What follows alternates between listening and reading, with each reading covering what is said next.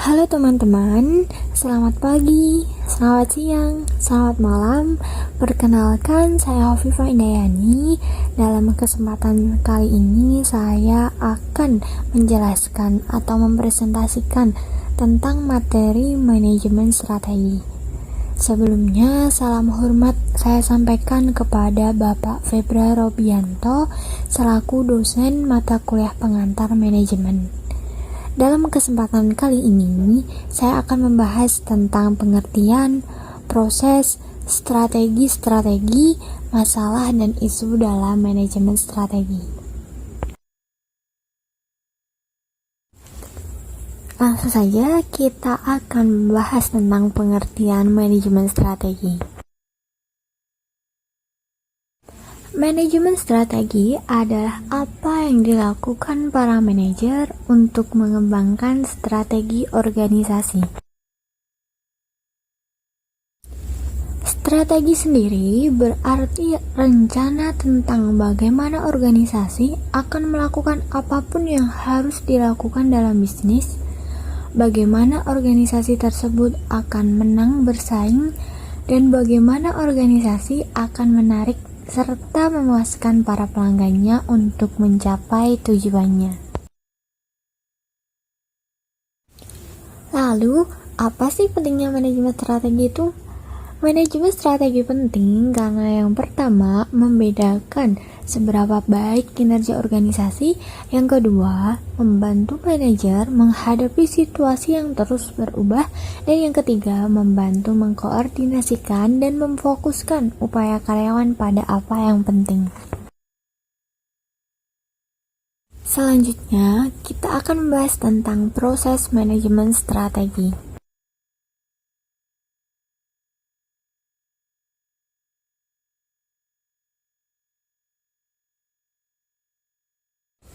Enam langkah dalam proses manajemen strategi. Yang pertama, identifikasi misi, tujuan, dan strategi saat ini. Yang kedua, pelaksanaan analisis eksternal. Yang ketiga, pelaksanaan analisis internal. Keempat, pemformulasian strategi. Kelima, pengimplementasian strategi. Dan yang terakhir, pengevaluasian strategi. Pada langkah analisis eksternal dan internal, secara kolektif dikenal sebagai analisis SWOT atau Strength, Weakness, Opportunities, and Threat. Kekuatan atau strength adalah semua aktivitas yang dilakukan dengan baik oleh organisasi atau sumber daya unik yang dimilikinya. Yang weakness atau kelemahan ini adalah aktivitas yang tidak dapat dijalankan dengan baik oleh organisasi atau sumber daya yang diperlukan tetapi tidak dimiliki. Yang ketiga, opportunities atau peluang adalah tren positif di lingkungan eksternal, dan sedangkan threat atau ancaman adalah tren negatif.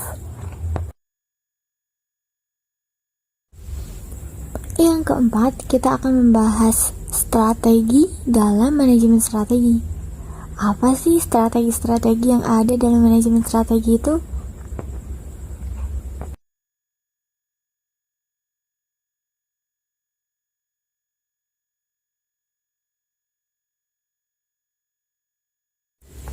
Yang pertama, strategi korporat. Dengan strategi pertumbuhan, organisasi memperluas jumlah pasar yang dilayani atau produk yang ditawarkan, baik melalui bisnis yang sudah ada saat ini atau bisnis baru.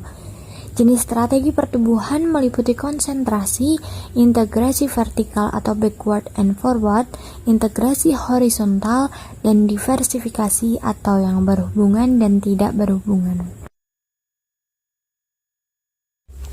Dengan strategi stabilitas, organisasi tidak melakukan perubahan yang signifikan dalam apa yang dilakukannya. Kedua strategi pembaruan, pengurangan biaya, dan pemutarbalikan memperlihatkan kelemahan organisasi yang menyebabkan penurunan kinerja.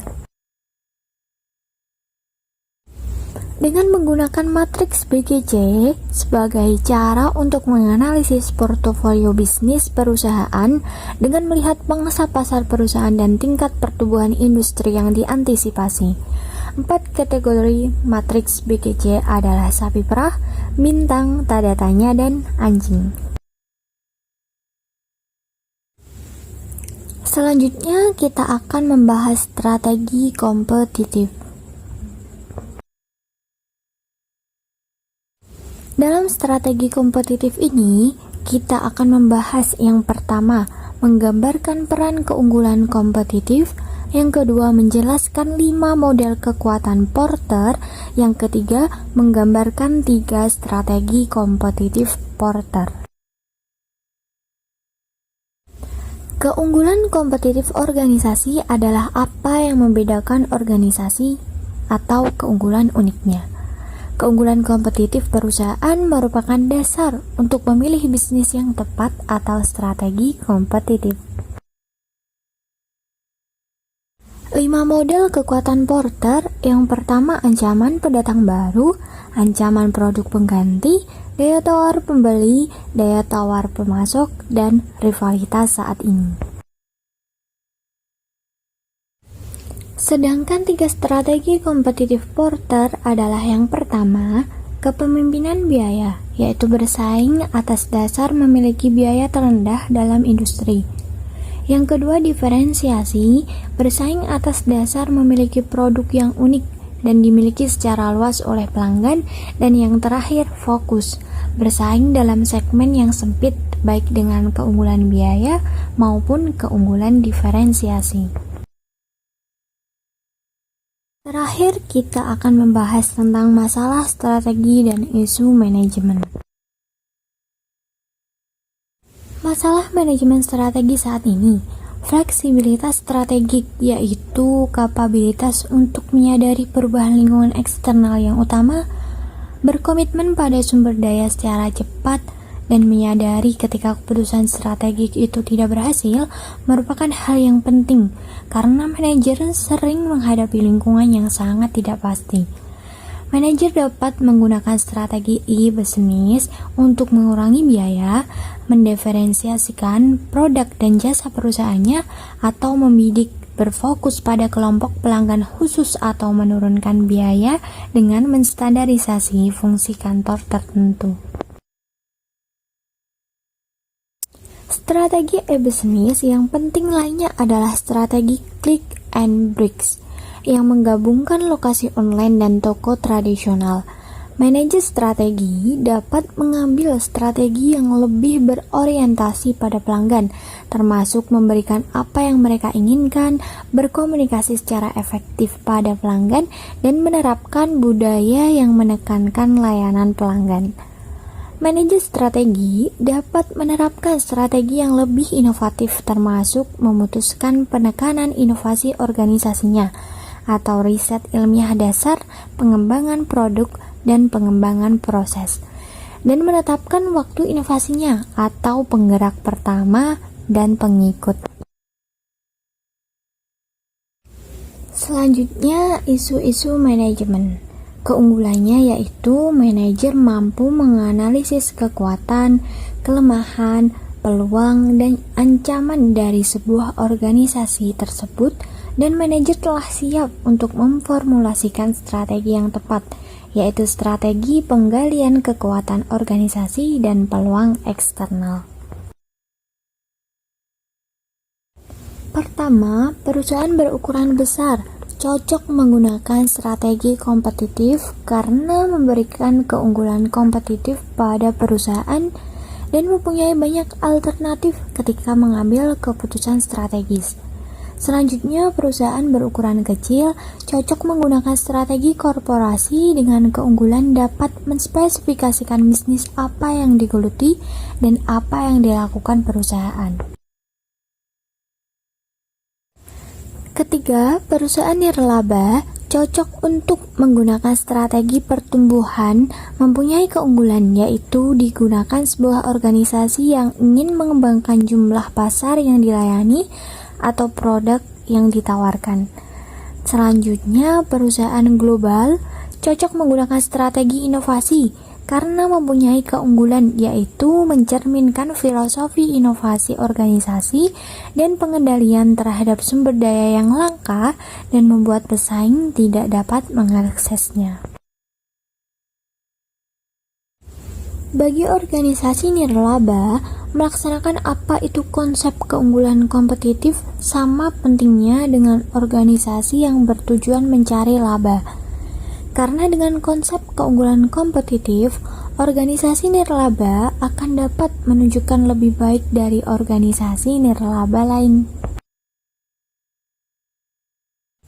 Sebagai contoh, sebuah lembaga pendidikan yang melakukan perbaikan mutu pengajaran dan meningkatkan sarana agar dapat menghasilkan lulusan murid dengan nilai dan karakter yang bagus, sehingga dapat meningkatkan kualitas dari lembaga pendidikan itu sendiri.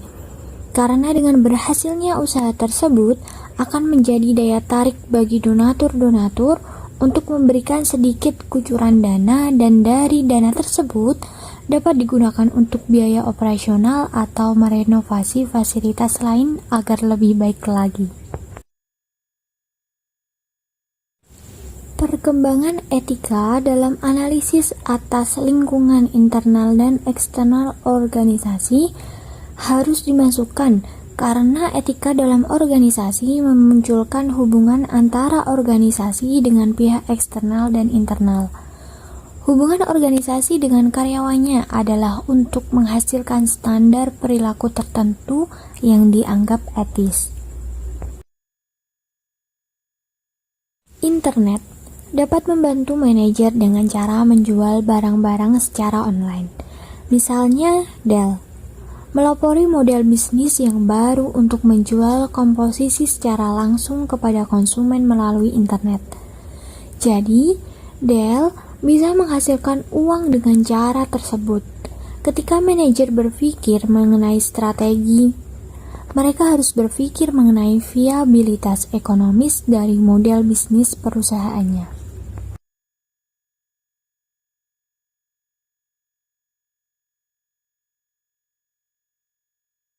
Isu-isu manajemen selanjutnya yakni ada misi PepsiCo.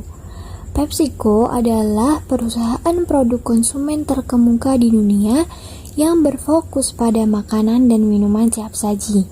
PepsiCo mengejar misinya dengan strategi korporasi yang menempatkan pada bisnis yang berbeda. Ada juga Facebook. Misi Facebook adalah utilitas sosial yang menghubungkan Anda dengan orang lain. Dan selanjutnya ada misi National Heart Foundation of Australia adalah mengurangi penderita dan kematian akibat penyakit jantung, stroke, dan pembuluh darah di Australia. Keempat ada misi Nutrisi Food adalah perusahaan untuk menjadi pioner dan memimpin dalam member solusi kepada pelanggannya untuk meraih kehidupan yang lebih sehat, lebih nikmat, dan penuh arti, baik untuk saat ini maupun di masa mendatang. Yang terakhir, misi Coca-Cola adalah memberi kesegaran kepada pelanggan dan konsumen dengan rasa bangga dan semangat sepanjang hari, setiap hari. Saya tutup presentasi pada kali ini dengan satu quotes dari Jenderal Sudirman, yaitu kadang kita terlalu sibuk memikirkan kesulitan-kesulitan sehingga kita tidak punya waktu untuk mensyukuri rahmat Tuhan. Terima kasih atas perhatiannya, selamat beraktivitas kembali dan semoga bermanfaat.